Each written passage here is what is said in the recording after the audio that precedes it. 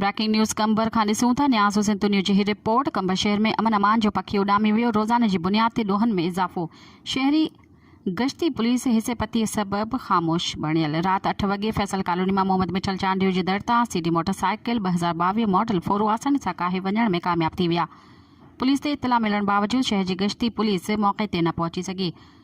कंबर पुलिस ॾोहारियुनि खे गिरफ़्तार करण में नाकाम थी चुकी। रोज़ जी बुनियाद ते ॾोहनि में वधंदड़ इज़ाफ़ो थी रहियो आहे। मोटरसाइकिल मालिक DIG लाड़काणा SSP कंबर शहदाद कोट खां मुतालबो कयो त फिलफोर फुर थियल मोटरसाइकिल वापसि कराए वञे ऐं अमन अमान बहाल करे शहरियुनि खे तहफ़ुज़ फराहम कयो वञे, न त ॿी सूरत में धरणे जो ऐलान करे कंबर बाईपास ते धरणो लॻाईंदासीं।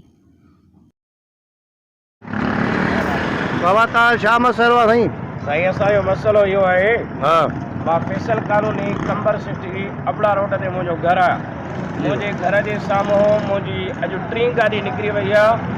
पहिरियों 2 गाॾियूं निकिरी वयूं, मां हुनजी एंट्री थाणे सिटी ते रखाई, लेकिन उहे गाॾियूं वापसि अञा ताईं न थियूं। अॼु मुंहिंजी 3 गाॾी निकिरी वई आहे CD 70 मोटरसाइकिल। हिते असां 15 ते कॉल करे बीठासीं, को रिस्पॉन्स न मिलियो। शहर गिश्तारनि खे असां जेको आहे त चयोसीं, आया तमाशो ॾिसी हलिया विया, को बि असांजो तदारक न आहे। असांजी गाॾी जल्द खां जल्द रिकवर कराए